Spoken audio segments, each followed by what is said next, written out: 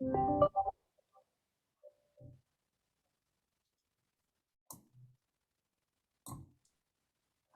evening, everyone. Welcome. We're going to give people just a minute to get connected and then begin tonight's presentation.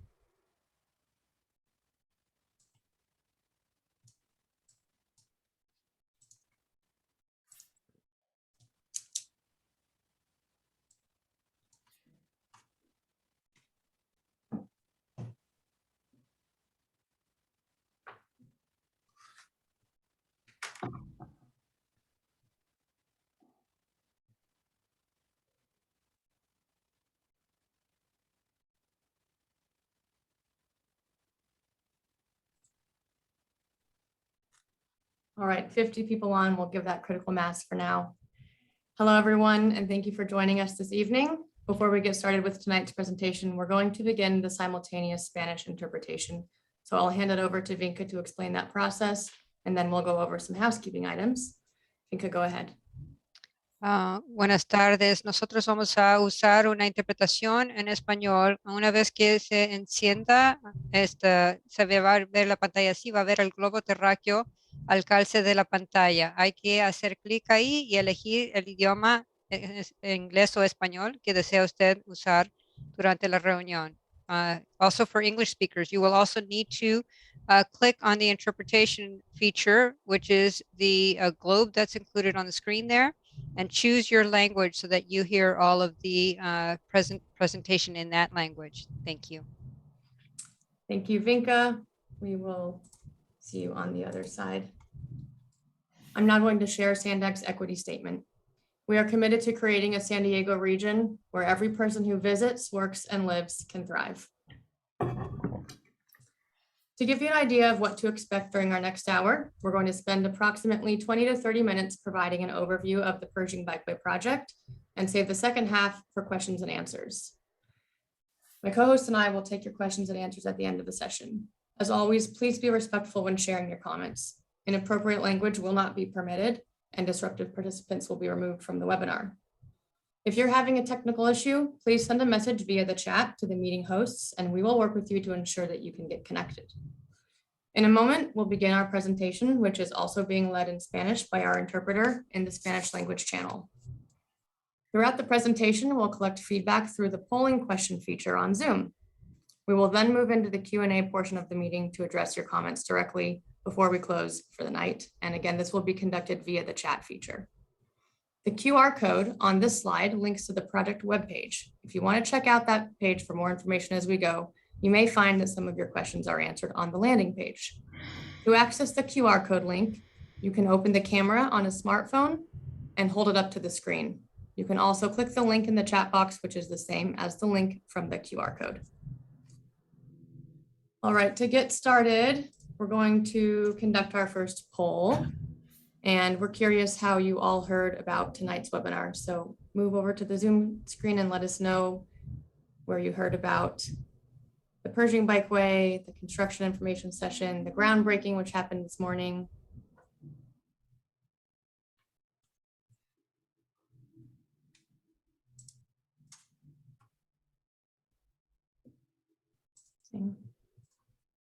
All right, it looks like the majority of you found out about this session from the mailer and the postcard, which is a good indicator that the analog days are still strong. Our team works really hard to get information out in a wide range of ways, and we're always looking for feedback on the most effective ways to get in touch with you. So thank you. I am going to hand it over to my colleague, Chris Carteret, and he's going to tell you a bit about himself, the Sandeck Regional Plan, and the Purging Bikeway project, as well as what you can expect during construction. Thank you, Rachel. Hi, everyone. I'm Chris, and I've been a city planner and project manager for 19 years. At Sandeck, during the past 10 years, I've worked on projects throughout the region. I'm really excited to be involved in the Pershing Bikeway because it's transformative and will benefit so many people. I also want to take a moment to thank everybody that's taking time to be here tonight and participate in this session. And so getting back to a little bit about me, one of the reasons I love my work is because I get to see projects develop from concept to reality and participate in exciting state-of-the-art transportation initiatives that will benefit San Diegans now and in the future. The 2021 regional plan is going to make so many improvements and enhancements possible. If you aren't yet aware of the possibilities outlined in the plan, please head over to the Sandeck Regional Plan website, and we'll include a link in the chat to that page. Tonight, though, our purpose is to overview the Pershing Bikeway project, part of Sandeck's Regional Bike Plan Early Action Program and Regional Bike Network. So many of you have heard the expression that bikes make life better, and while that may be subjective, I'll say it certainly has improved my quality of life, and I hope it can improve the quality of life for others. Biking can provide so many things, such as crucial first mile, last mile transit connections. It's key for replacing car trips, and it's typically enjoyable in San Diego's mild climate, except for when it's terribly hot or those rare occasions when it's absolutely pouring cats and dogs. It promotes physical and mental wellness, and really there's just a tremendous list of reasons why it's great to ride a bike. Next slide, please. We've got an amazing range of projects underway in the bike program. In 2022, we'll be opening 11 miles of new bikeways, and we'll break ground on 19 miles of bikeways that are currently emerging from the design process. Sandeck expects to start construction on at least 5 more bikeways in 2022, including the Barrio Logan segment of the Bayshore Bikeway, the Border to Bayshore Bikeway, and that goes from San Isidro to Imperial Beach, the Imperial Bikeway, which runs along Imperial Boulevard, and the University Bikeway on universities in the Mid-City area, all the way to La Mesa, and the Orange Bikeway from 805 all the way into and through City Heights. I'll just mention that 2 projects that I've had the honor of completing and that I'm really proud of here in the region are the Coastal Rail Trail in Encinitas and the Rose Creek Bikeway in the city of San Diego. Next slide, please. So we've got a second poll to hear from you about which bike project you're most interested in as far as milestones and what you're really looking forward to.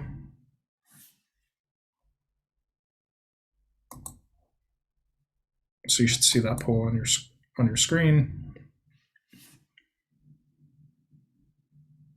Oh, awesome. I'm really pleased to see that almost everybody knows about some of our projects, and that we've got 69% of respondents excited about Pershing and also our other projects. And we're glad to be introducing some new people to the things that we're working on. Okay. So now I'll give an overview of the Pershing Bikeway project and some of its key features. It's a transformative project that will not only provide a fantastic biking and walking experience and increase connections in the regional bike network, but will also significantly improve the recreational qualities and beauty of this part of Balboa Park, one of the region's most visited attractions by both locals and tourists alike. The new Pershing Bikeway will also increase connectivity to several other Sandeck and City of San Diego bikeways and help form a cohesive network. All right, we've got another poll for you.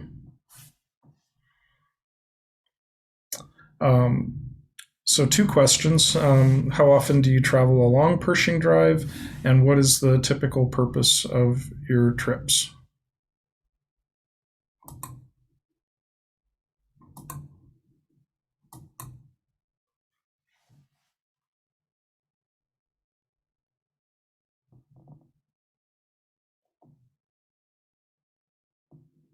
All right, so yeah, as we kind of expect, the majority of people here use Pershing Drive on a regular basis.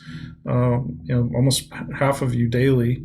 It's a commuting route, and of course is a good connection, and I believe that we're just going to make it better for everybody as we proceed with the project. Okay, so the next thing that we'll do is I'll talk about some of the key features and enhancements of the project in 4 different areas.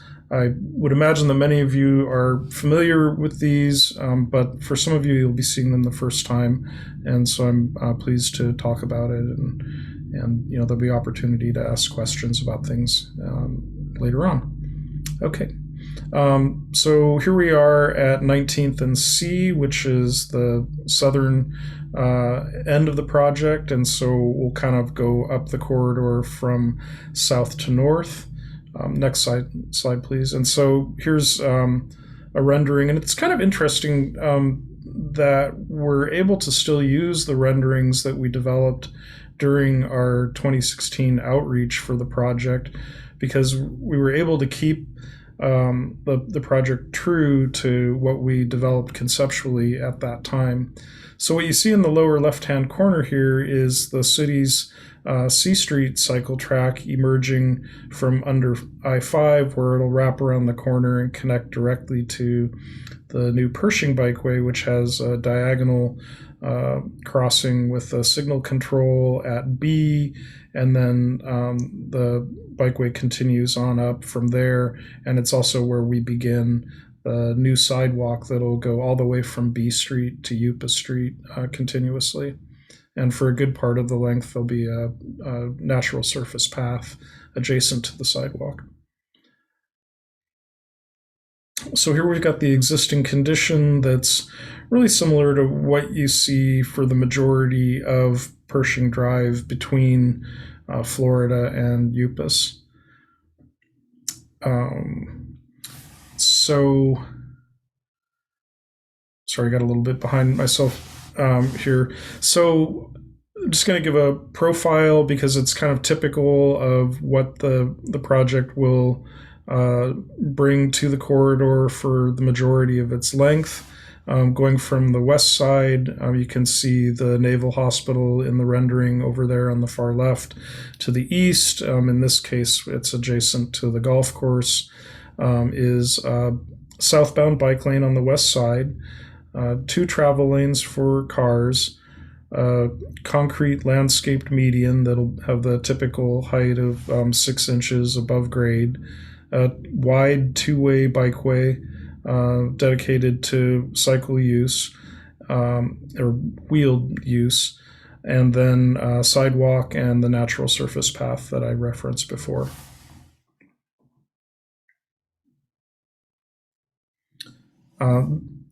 So here's what the existing conditions are at the current 3-way triangular stop-controlled intersection at Pershing Drive and Redwood, which so many of us are familiar with. And let's go to the next slide. Yeah, it'll be replaced by a roundabout at Pershing and Redwood, and then a neighborhood scale traffic circle at Redwood and 28th. These 2 features in tandem will smooth traffic flow and reduce delay for drivers transitioning from one street to another.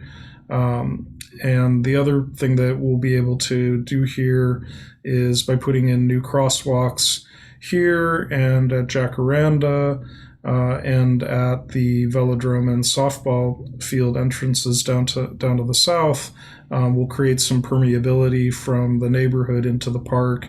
So there's actually no crosswalks on Pershing all the way from Florida to Yupas. So we're really pleased to be bringing that forward with this project as well. And so here we are at the intersection of Pershing and Yupas. We can go to the rendering now. And so here we'll be squaring up the intersection, extending the curbs and shortening the crossing length. And so it'll make it easier for people to bike through, walk through, and it'll also make it more clear to drivers who's got the right of way to go through the intersection next. Actually, who goes to the intersection next? Thanks, Rachel. So the other thing I wanted to highlight is that the separated bikeway continues just a little bit further on Yupas to Utah, where we'll see a refreshing of the bike lanes that are already on Utah and the addition of buffers, and then that continues all the way to the Sandeck Landis Bikeway project, which is nearly complete and should open to the public in the next few months. But of course, it's essentially something that you can use today. So we've had a lot of questions so far via email and such about the landscaping, and it's an important component of the project. And so this slide is just an example of the full plant palette, which is about 3 times as large. And one thing that we're really pleased about is that in implementing the project, we'll be planting 180 new trees. So now we'll start to get into what to expect during construction. And the one thing to remember is that construction is a dynamic activity and is affected by lots of things, but I feel like we've got a really good contractor retained, and so we're optimistic that we'll be sticking to the schedule that they've proposed. And so now to kind of forge ahead with the discussion here, what you can expect is that there will be construction area traffic control, opportunities to detour around the construction area, some noise, and when night work is necessary, there will be lights. So we can go on to the next slide, which I think is something that's of great interest and importance. And so in working closely with the City of San Diego and the construction team, we've developed a construction traffic control plan that will include one southbound only vehicle traffic lane from Upas to Florida Drive, a temporary 2-way bikeway along the west side of the street that will be separated from the vehicle traffic lane by concrete barriers, and a separation of the construction area from vehicles to create an efficient construction process. People driving northbound will have to use alternative routes while these traffic controlled conditions are in effect. As of today, our team expects that this traffic control plan will start to be put in place in early February. So one can expect to see the concrete barriers starting to be placed and the area for the southbound traffic to be defined, and then barriers being put up to cordon off the construction area. We recognize that this is a significant change, but it's necessary to have an efficient construction schedule. It'll minimize the total amount of time that construction will take and maintain comfortable space and connectivity for people walking and biking. And as I mentioned, we expect not only this plan to be implemented in about 2 weeks as far as the traffic control is concerned, but construction should be starting in earnest at that time. We expect the overall job to take approximately 2 years. And so here's some details. And as I mentioned, construction is dynamic and subject to change. But these are some highlights and the information that I've been given about when to expect these various aspects of the job to occur. So one of the first things that will happen is that we'll be squaring up the intersection at Jacaranda Place and Pershing Drive. And so we'll see work happen there, and including a temporary closure of Jacaranda Place. And then the work on the medians, bikeway, and sidewalk along the length of Pershing Drive will also begin in February, starting at the south end. And that work will last more or less through the middle of 2023. The roundabout itself is slated to start being built this summer and will take through next spring to complete. It's a very complicated piece to build, and well, we'll all see how it's phased, but it requires a lot of coordination. The traffic circle and at Redwood and 28th is slated to be built next spring, and work to build the bikeway from B Street to Florida Drive and 26th is also expected to start soon and will last for the majority of the project duration, and may require intermittent closure of the spur of Pershing coming up from B Street. And just a couple things to note is that we'll have separated two-way bikeway, sidewalk, a new bridge, and then some nice work at the intersection of Florida 26th and Pershing. And so that'll all be really great when it's done. So please, as I've said, I guess twice already, that the dates are the current schedule and subject to change, because of the dynamic nature of the project. The best thing to do, if you haven't already, we encourage you to, is to sign up for our monthly email updates. And you can do that by visiting sandeck.org/subscribe, which we'll link in the chat. And it's the best way to stay up to date with new construction activities and changes to the anticipated schedule. And I believe it gives you the opportunity to sign up for other things that we're working on as well. Okay, we're going to get into question and answer soon, but I just wanted to start with answering a few questions that are commonly asked in the recent past. And there will be just a few trees removed, and those are the large eucalyptus at Pershing in Florida. But they'll be replaced, and these are the ones on the southeast corner, but they will be replaced by some new trees and new landscaping. And there'll be 180 new trees planted throughout the entire project area.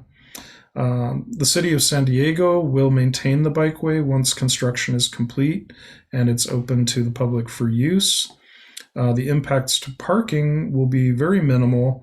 There are a few parking spaces along the west side of 19th Street between B and C that'll be reconfigured, and there are a few spots on Upas between 28th and Utah that will be removed to accommodate the separated bikeway on the south side of the street. All of the street parking on Utah will remain in place. The city of San Diego is also working on a bikeway connection to extend along Upas Street between Utah and 30th to connect to the 30th Street cycle track, and bikeway enhancements on 26th Street between Pershing Drive and Golden Hill, combined with roadway resurfacing there, will improve comfort and connectivity for all road users in that area. It's all really exciting, and we're glad to see questions coming in. And so now I'm going to hand it over to Rachel, and Rachel will make her way through the questions that you've been submitting. Thank you. Thank you, Chris. That was really informative. There's a lot of information, obviously.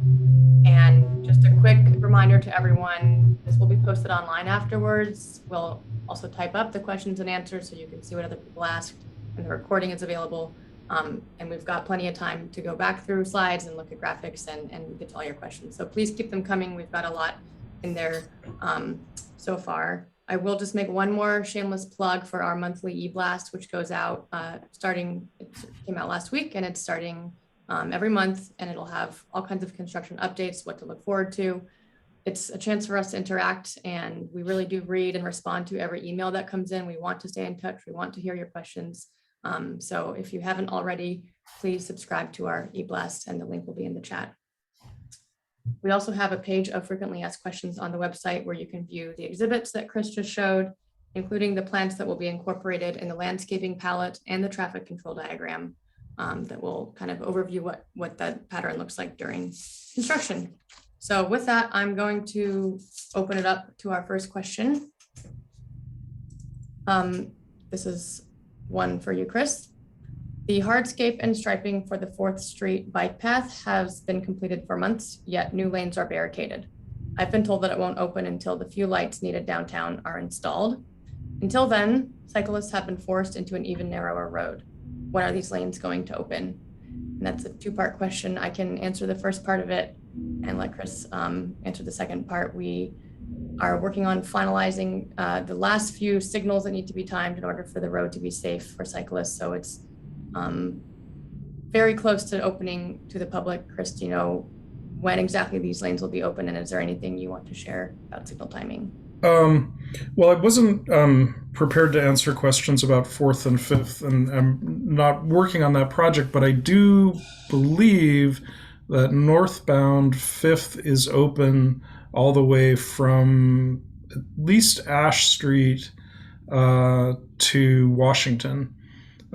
So I think the majority of the northbound section of that route is open.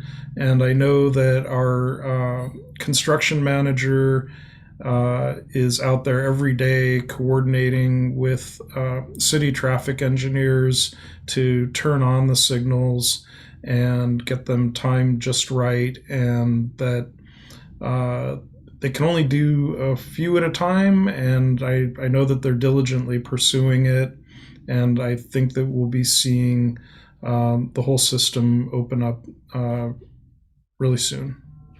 And Jeff, just to tail on that, we post on Twitter and on Instagram every time a new signal timing is activated. So follow us on social, at least until the last few are completed, and the Bikeway will be open with a grand opening at some point, TBD. Thanks, Rachel. May I chime in? Please. This is Natalie Cushman with Sandeck.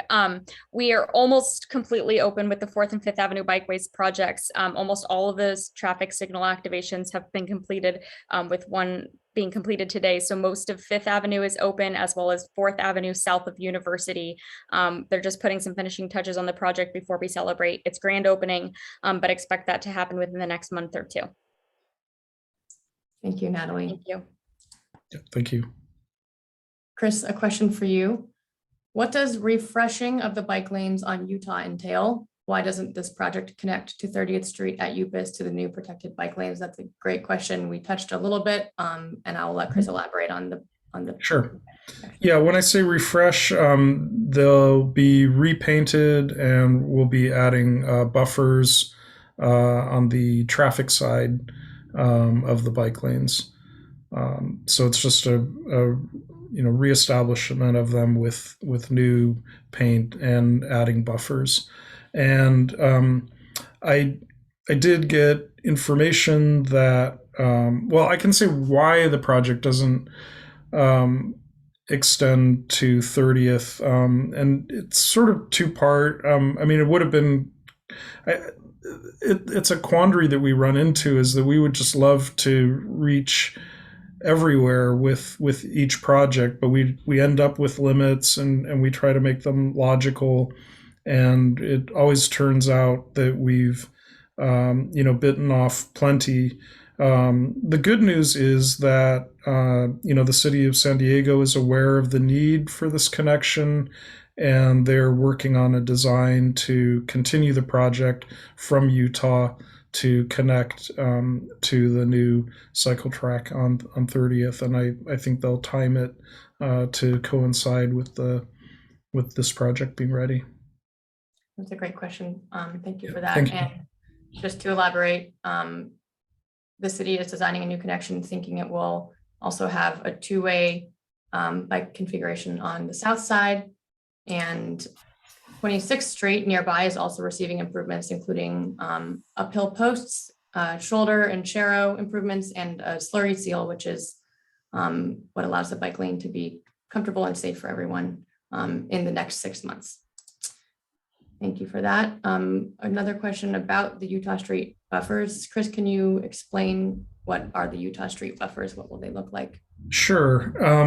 So you'll have like a typical bike lane, which is usually like 5 feet in width.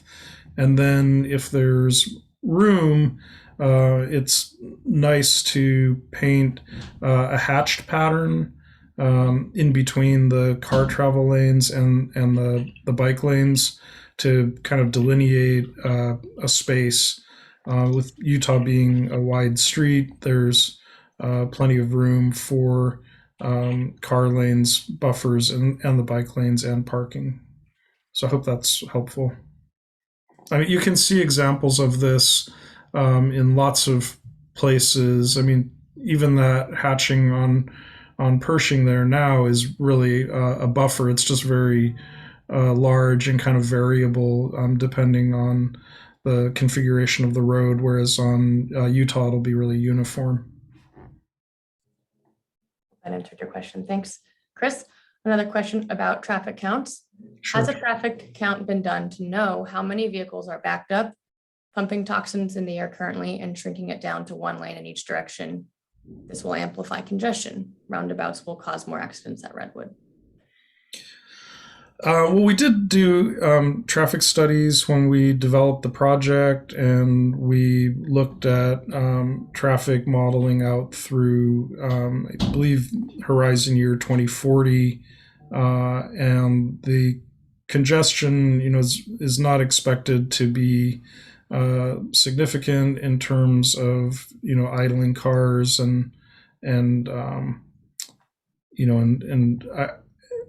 so.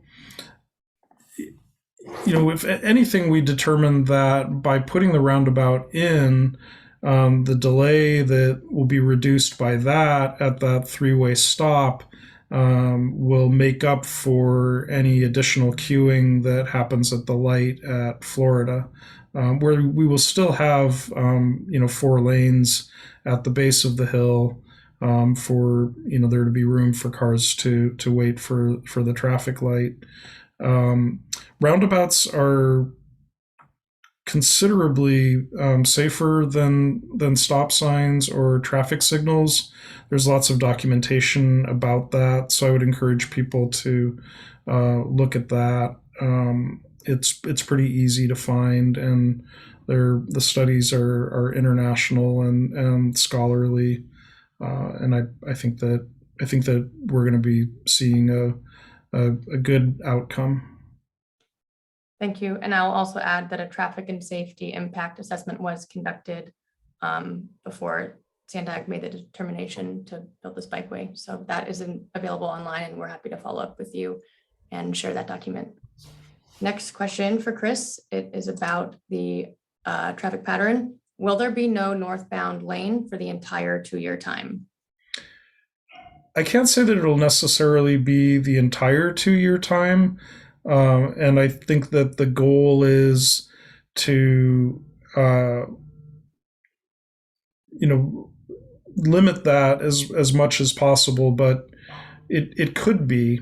It really depends on how long it takes to get the median established, build a space where people can walk and bike on the east side of that median, and have traffic flow through the roundabout, whether in a finished or temporary state, such that can all be done, and keep good separation. So that we're just going to have to wait and see on. I know it's a long time, but it is a transformative project, and I think that once we get past the initial, let's just say, pain of that change, that it'll eventually, even out and become a routine. Thank you. And a quick note to everyone asking questions, we are pulling from the chat and the Q&A. Feel free to enter whichever is easiest for you. We're asking them in the order that they came in. Next question is a comment. Many cars use Pershing Drive, so there will be 3 bike lanes, but only 2 car lanes. Seems odd.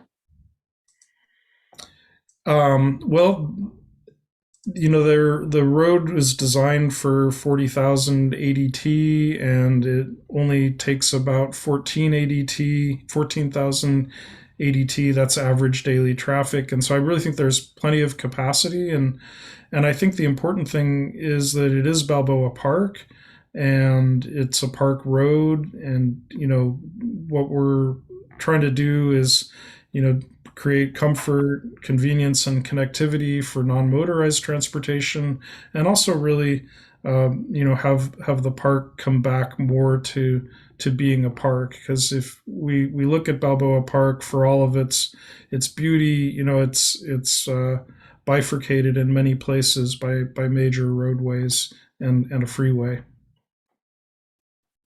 Chris? Next, a comment and then a question. Comment, it looks like it will be awesome when it's done. Thank you. We hope so too. Will you please suggest alternative routes for northbound traffic? Thank you. Yeah, that's a really good question, and something that I've thought about quite a bit, and I think it really depends, well, I'm going to state the obvious, where did you start and where are you going? If you're in a position where you've got to come to Pershing in Florida, then you'll really only have the choice of either going up Florida or up 26th and detouring around via those roads, and then the other north-south streets, well, Florida being one of them, but starting at an east-west pattern. But, I think that ultimately, one might just look at a different way of approaching their destination and come from park, like never get to that intersection of Florida and Pershing. I also determined that if you're in North Park and you're going to Sorrento Valley, that you can get there almost as fast by taking 805 as if you go south and then around and up 5. So I think that there's just going to be some experimentation, and maybe 94 will be a roadway that's more useful to you, and you'll come up through Golden Hill from the south, or so I don't have like a one size fits all answer, but I think that each individual's will tailor it, and we really do recognize that this is a significant change, but it's also very important to maintain connectivity for non-motorized transportation during the project. Thanks. Thanks, Chris. There were a few other questions about detours, and we hope that addressed them. If not, we'll round up those afterwards. What happens at the 2 crosswalks? Will there be stop signs or red lights? Well, thanks for asking that. I had to decide how much detail to go into, and I appreciate the opportunity to discuss that. So we will have pedestrian or bike activated rectangular rapid flash beacons at all the crosswalks that will be put in. The Jacaranda, the ones at the Roundabout, the one at the Velodrome softball field entrance, and the one crossing Redwood just east of the Roundabout. Next question. Does Sandeck have any idea how many bicyclists currently use Pershing for something other than leisure? When I submitted a survey asking if I use Pershing, I said weekly, but that's for personal use of my car. So not all of those answers are riders. Yeah, good question. I don't have current data on that. So maybe send me an email and we can find out if the city has done a recent survey. It's something that we developed as a route based on analysis when we were developing the bike plan. And, it's kind of a network connection that doesn't exist but is needed. And so we're certain that it's a build it and they will come scenario. Thank you, Chris. Mm-hmm. Question about access to the bikeway. how will we be able to get from the south end of Pershing, C Street, to the new temporary bike lane on Pershing? So that's a good question also. And I have to admit that I do not know exactly how that's going to be laid out, but that the traffic control plan is something that is being reviewed by the city field traffic operations people right now. And it will be made clear.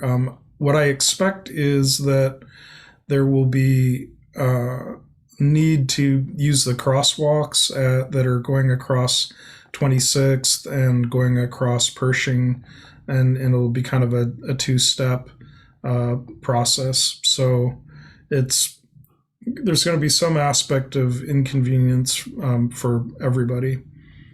So please bear with us. Next question is an ask to review the traffic circle around Redwood and Pershing, and I've been told those were just uploaded to the website. So whoever asked that, we'll drop that in the chat and can certainly go into more details if you have a specific question. I'm not quite sure what that's asking for. Next question, how will the foliage be watered? So the entire landscape plan was developed in conjunction with the park designer and some park horticulturists. And we also designed irrigation to the park department's specification for efficient and effective irrigation. And so the foliage will be irrigated, and so that's how it'll be watered. Excellent, thank you. Hi Chris, did you say a bridge going into downtown for bicycles and pedestrians only? Yes, the way the Florida Wash runs under Pershing Drive, just south of Florida, and so the bikeway coming up from downtown will be just east of Pershing Drive at that point, and will need its own dedicated bridge over Florida Wash at that location. So that's what I was referring to, and it'll be a bridge for people biking and walking. Thank you. Or skateboarding. Or skateboarding, any kind of wheels and rolling. Right. Will the crosswalks spanning Pershing have an electric walk indicator to slow traffic down? Yes, and that's the rectangular rapid flashing beacon that I mentioned before. It'll be really bright. That's good. Next question is also a comment. It would be nice for the bikeway to connect all the way to 30th, which just had protected lanes built, rather than just Utah. We agree and addressed that earlier and can share more details in the follow-up to you. Thank you. Thanks.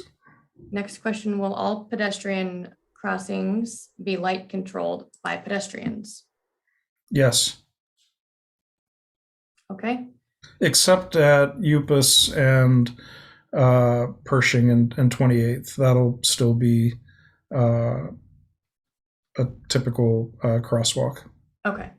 And I'm seeing a lot of questions about the roundabout, so I just wanted to pull this back up. And if you could give another 30-minute recap on this and what's involved in the roundabout here.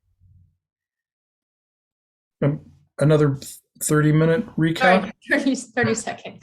Oh, okay. So, yeah, I mean, so what you see here, is a relatively large roundabout. The bikeway and the new sidewalk, come up adjacent to the golf course and then wrap around the east end of the roundabout there. You can see that we've got the crosswalks designed at these 3 points in the roundabout configuration, and that sort of facilitates, convenient crossing into the Morley Field area, also including disc golf, archery, and other activities. And then you can see that we've got the neighborhood scale traffic circle at 28th, and Redwood, and the purpose of that is to make it so that cars don't have to come to a complete stop and have a more smooth flow of traffic there, so that during peak hour operations, we don't have any backups into the traffic circle itself. My understanding is that we will be putting a significant tree in the center of the roundabout, so that's something to look forward to. I know that the park district manager was really excited about that and thought that they might already have a tree in their nursery that was a good candidate for it, but we will see what ends up there. Trees are a good thing. Next question. So excited for this project. Is there a write-up of the construction schedule available anywhere? We don't have a write-up of it yet. So, it gets put out as kind of this ultra detailed Gantt schedule that's got every activity, like pretty much every shovel full of dirt laid out in it. So let us get a little bit deeper into the project and give us a month or two, and then we can kind of see how things are going, and I can work with the contractor and the construction manager to have a more specific layout. It's still going to be subject to change, but at this point, I don't think that what we've got is something that we'd want people to be counting on. And I'm not really worried about delays. I'm just more worried about order and, just waiting until I really have a better idea of the predictability before putting anything in clay. I don't know if I'm going to call it stone, but into slurry seal. And in short, while the schedule within the 2 years will change, the monthly e-blast is the best way to get kind of the look ahead on what's been confirmed, which orders are in place. So do subscribe to that if you haven't yet. Yep. Next question. What is the speed going to be for cars? And where do you think drivers will go up the hill? I assume they mean north during construction. Good question. What we'd like to see, during construction, there will be a 25 mile per hour speed limit, and that's pretty typical. The city of San Diego will set the speed limit in the future once the project is done. My anticipation is, that there will be a design speed which wasn't specifically aimed for, but we think it'll probably be around 35 miles per hour. But it should be a lower speed limit than what we see today. Thank you, Chris. Next question. And I think that I spoke pretty thoroughly to the detour component of that question that I was answering about speed limit. How does the roundabout at Redwood work with cars coming northbound and making a right turn at Redwood? Won't cars have to go across the cyclists? Right.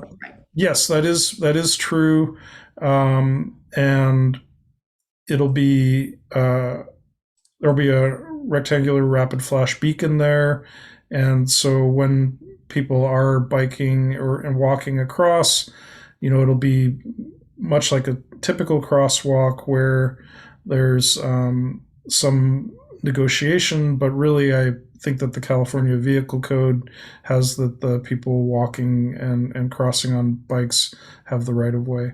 Certainly the people walking have the right of way. All right, Chris, next question. This will test out your trivia knowledge of the plans. How many pedestrian crossings will there be across the whole length of the Purging Bikeway? Just the ones near the roundabout, Upis, and Florida Canyon Junction? Well, so there are already, I'm going to skip the existing pedestrian crossings and just, because we've got those at Well, actually, why not? So starting at Utah and Upus, there will be, or okay, we'll start here. Good one. So yeah, I don't know if all four legs of that crossing at C and 19th are striped, but I believe they will be if they're not already. Then we've already got crosswalks at B, and then there's the bike crossing. Then when we get up to Florida, I don't know if we have an image of this, but there will be crossings, I believe, on all four legs of Florida, including one where there is no crossing laid out now. I believe you can cross there, but I don't think there's a crosswalk. And then going up the hill, we have the new crosswalk at the softball velodrome entrance, and then the 3 crosswalks associated with the roundabout, the crosswalk at Jacaranda Drive, the tightening up of the crosswalks at Upus and Pershing and 28th, and then striped crosswalks at Utah and Upus. I don't believe there are crosswalks on the north-south legs right now. I'm astounded you must have a photographic memory. Thanks, Chris. Hopefully that answered your question. Just another quick update. We are slated to end at 7 o'clock, but the project team has agreed to stay on for 15 more minutes, given there's so many questions. So we're going to answer as many as we can until 7:15. And if we don't get to yours, you know how to find us, you know how to reach us. We will absolutely be in touch, and we'll make sure everyone's questions are answered. Next question, Chris, again about the foliage. Are all the trees and plants native to California? If not, is it too late to do that? That's a great question. The plants are not all native to California or this region. Many of them are, but they were specified, for their hardiness, drought tolerance, and beauty. So I know some people will be, disappointed that it's not an all native plant palette. But I know that the landscape team, worked really closely with the park horticulturists, to select a palette that's going to be really beautiful and enduring, and should flourish in Balboa Park. Next question. I'm thinking they'll need to widen the 19th Street Bridge since the bikeway will be on the east side of it. Love the idea. We won't have to deal with those 2 freeway on-ramps anymore. It sounds like someone has a future in city planning. Chris, do you have an answer to that question? Widening the 19th Street Bridge. I don't know if that's referring to the one that we're putting in, or yeah. So, maybe. Well, no, I'm actually not exactly sure what that's referring to, but hopefully everything that we've got designed is going to be wide enough. I'm sorry, can't nail that one. Next question. Please comment on lighting and speed limit on the new road. Currently both not good, not enough light, and 50 miles an hour is too fast, and worse after the poles and striping were recently added. That's a great question. Thank you. Yeah, it is a good question. We have pedestrian scale lighting that will be along the east side of the project for the whole length.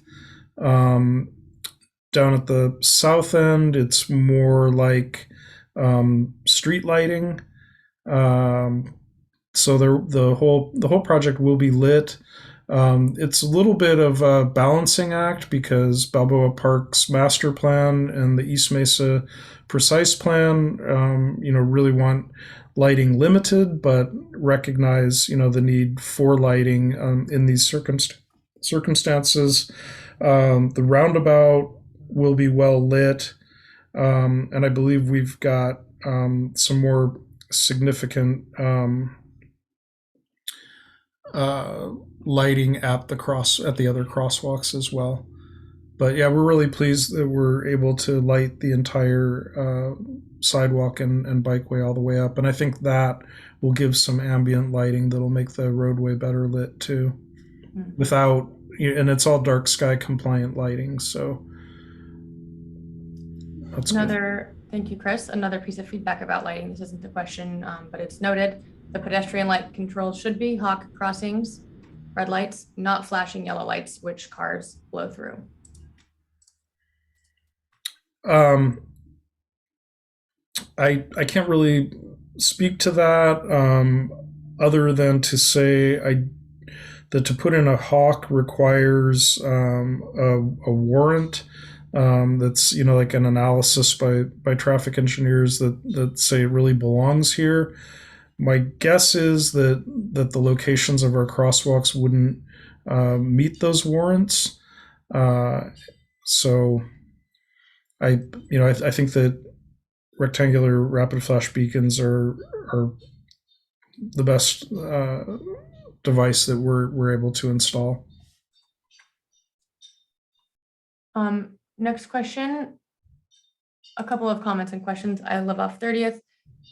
There's very little parking there, and I've seen few bikes there, if any, since it's been done. Also, will you be fixing the streets in North Park that need to be repaved? Lastly, is this going to be a benefit for the developers not to have to be able to build without having adequate parking for each new building?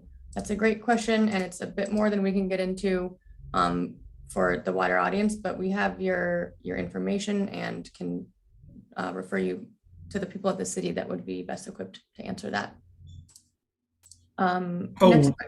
Sorry, I just want to go back. There was something about the speed limit in that question about the lighting that I just remembered. And I think I'd mentioned before that our goal is to see the speed limit significantly lowered, but it'll end up being something that the city of San Diego determines once the project is open and operational. But there's typically a response to a design like this that slows traffic down. So again, to the person that asked that, we can get in touch with you and discuss this a bit more. Next question, how does adding buffers on the traffic side on Utah work with all of the parking on Utah will stay intact? The parking is between the curb and the bike lanes.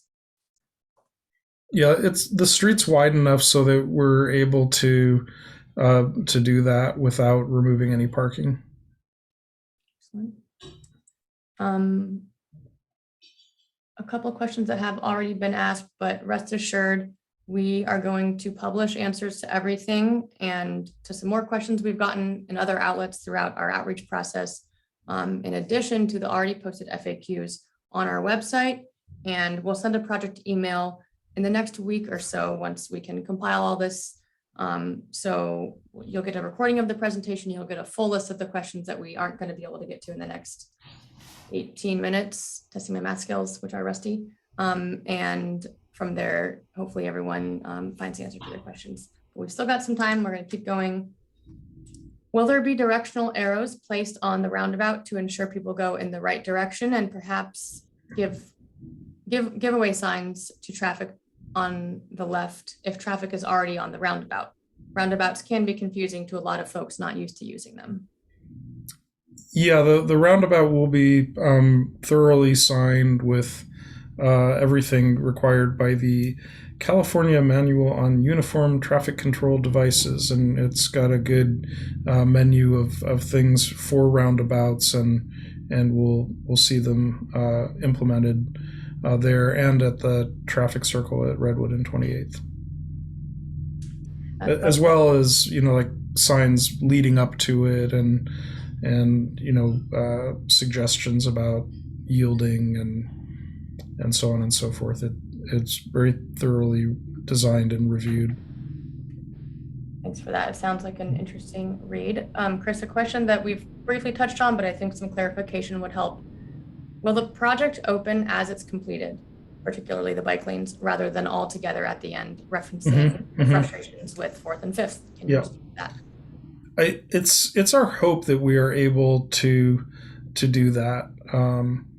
So stay tuned on that. I think that's also a good one for us to carry back to the construction team and get some more information on that. I know it's something that we would like to do. Yeah, it's really awful to have something that appears done but can't be used. Yeah.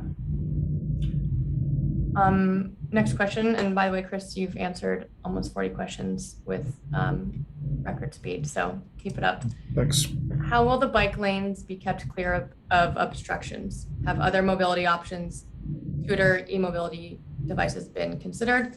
I'm not sure if their question is referring to have those other options been considered as an obstruction or for use on the path. So let's perhaps answer both of those.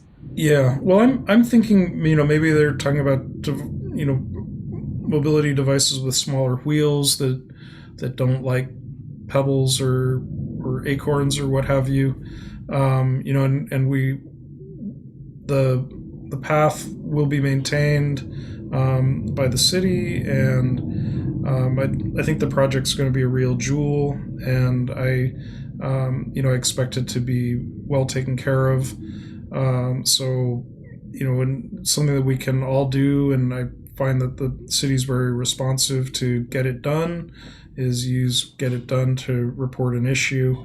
And then as far as, is there any restriction to the use of other wheeled devices? And I believe that the answer is no. Scooters are okay, skateboards are okay, roller skates, roller blades, bikes, e-bikes. I do know that there's a classification of e-bike that where they have like power and speed that makes it so that they're technically more like a motor vehicle, and they're not supposed to be on bikeways. But I think that's I think we're going to see it be able to be used by all non-car or and when I say non-motorized, I mean like not internal combustion engine devices. So thank you. Next question about the signals, and I'll just answer this one quickly. Will the pedestrian crossings use hawk signal instead of just yellow flashing lights, which cars ignore? The project did not meet warrants for hawk, but Chris addressed more details on what the lights and the signals will look like at various intersections. Next question. Is there a pedestrian path on the west side of the Purging Bikeway close to Balboa Park? If not, why not? And we can elaborate on this graphic to answer that question. Yeah, we're not constructing an improved path on the west side of Pershing. There is a path there. I know it's a bit of a goat trail, but we are providing this robust path and lots of ways to get to and from it on the east. So I hope that ultimately people find it sufficient, and that other path will still be there on the west side. Good question. Thank you. Mm-hmm. Next question is some fan mail for Chris that says, great job, Chris. Oh, thanks. Next question. Please discuss Redwood Pershing, as it appears that Redwood Pershing interchange will be just as dangerous with the modification as it is now. We spoke to this earlier, and we'll provide a more concise explanation and some links to the studies that went into designing that particular interchange. Next question, was this voted on by the people? I don't remember this being on any ballot. It was not a ballot measure or a ballot item, but it was brought to, with public noticing, the Balboa Park Committee, the Park and Rec Board, the North Park Planning Committee, the Greater Golden Hill Planning Group, the no longer existing but existing at the time Golden Hill Recreation Council. There's a downtown planning group that I brought it to, and there may be more, but off the top of my head, and it was voted on by all of those groups except for the downtown planning group. And I made several appearances at many of those groups leading up to their actions approving the project. You have made the rounds recently. Next question. How many bicyclists are currently using Pershing? Are there more cars and vehicles than bikes? No, they answered their question. So why inconvenient thousands of vehicles for a few bikers? Cars are not going away in any of our lifetimes. So why cause so much disruption for wishful thinking? I've lived in North Park since the mid-70s and have yet to see a walker or runner on Pershing. Thank you for sharing your perspective. I see a lot of spirited conversation in the chat with varying perspectives. We're not going to get into the studies again that helped build the case for this bikeway and the enhancements it brings to the community and to the connections in the area, but they exist, and we'd love to follow up with you and discuss this further if you're interested. Agreeing with the build it and they'll come. A lot of people want to bike commute via Pershing, but those two freeway on-ramps just south of Florida turn many cyclists off that road after one try. Ridership will likely improve a lot when this project is finished. Again, thank you for sharing your perspective with us. And can I just add something there? And I have been made aware that Caltrans is advancing a project that'll, enhance the southbound experience for people that may want to stay on Pershing. It'll still be paint, but it'll have a much more robust sign program, and the delineation and paint will be much more significant than what's out there today. For people that still want to go from Florida to be in 17th in lieu of using the new bikeway. Thanks. Yep, thank you. And just one more clarification. All of the bikeway projects are part of the Transnet program, which was approved by San Diego taxpayers. So that just adds a bit more context to how these have been vetted and checked and balanced through our wonderful government. I have lived in North Park for decades, and the number of bikers I see on Pershing are way too few for this project. Is it that you expect more bikers after the road is friendlier? I am baffled by this being a major repurpose for the redesign. Fair question. In short, the answer is that is a component of the purpose for the improvements to Pershing. And we do see an increase in people choosing to go by bike when it is safer to do so. If you aren't seeing the cyclists before, we expect that you will in 2 years. Next question, how much will the east bank of Pershing be cut back? Yeah, so really the only place there will be any, we don't really intend to cut into the east bank at all. The project is going to be built all on the paved part of the roadway. But there are a couple of areas adjacent to the golf course where the hill is steeper, where there will be retaining walls to keep any debris from getting onto the bikeway and to ensure that the hill remains stable. Thank you for that. A few questions I'll knock off about who's maintaining the bikeway, who's sweeping the bikeway, who can we contact for obstructions. That's the city of San Diego, and you can contact them via Get It Done requests, which we should also include in our follow-up to everyone since there's some questions about that. And we work really closely with the city to try to make sure that our projects are durable and built to specifications that they know they can maintain, and if they have to repair something that they can replicate. Thank you for that, Chris. Next question, will when people and bikers start crashing at Redwood and Purging, will the roundabout be taken out and stop signs put in?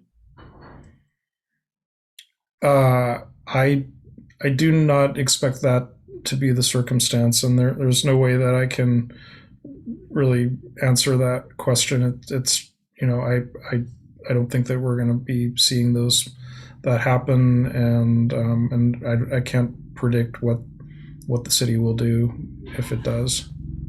And to in that same vein, we conduct very thorough pre and post construction traffic counts and are monitoring to understand clear baselines and post construction activity. And with that, would be able to address any potential uptick in incidents like that.